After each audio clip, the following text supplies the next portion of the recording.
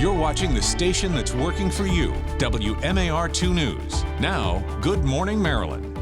It is 6 o'clock on this Thursday morning. Good morning, Maryland. I'm Ashley James. And I'm Christian Schaefer. Thanks for waking up early with us. We'll check with the weather and the traffic in just a minute. But right now, the Baltimore Police Department is being investigated and monitored as part of that big court order initiated by the death of Freddie Gray in police custody. So this process has been going on now for several years.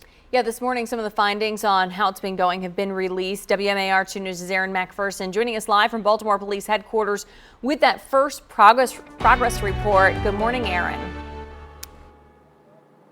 Good morning, Ashley, Christian. Well, this is the first progress report, which might be a little confusing since Freddie Gray died back in 2015. But the monitoring team was not approved to start looking after the department until 2018. And every 2 years, they have to release their findings. So they are right on track. Now, before we get into the findings from their latest report, let's break down how this came about. After Freddie Gray's death, the Civil Rights Division of the U.S. Department of Justice investigated BPD and found they were engaged in constitutional violations like use of excessive force, violating First Amendment rights, as well as searching and arresting people violating their Fourth Amendment right. BPD didn't admit to these allegations, instead negotiated with DOJ and the city, creating this consent decree, an opportunity for an outside party to monitor and improve the police department. Now, this week, the monitoring team released a 163-page document highlighting some achievements and discussed some of their biggest challenges. It states substantial progress on foundational reforms.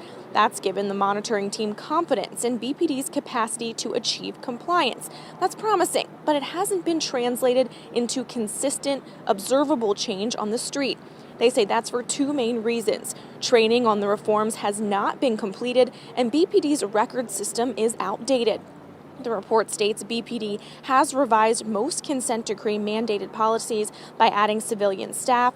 They moved to modern facilities and adopted new training. Now, this is just a quick snippet of all of that is in that 163-page document. We do have the full report on our website, WMAR2news.com. And you also might have noticed we did not talk about the investigation into the use of force. That is something the team monitoring the consent decree says they are going to be reviewing in the next 6 months.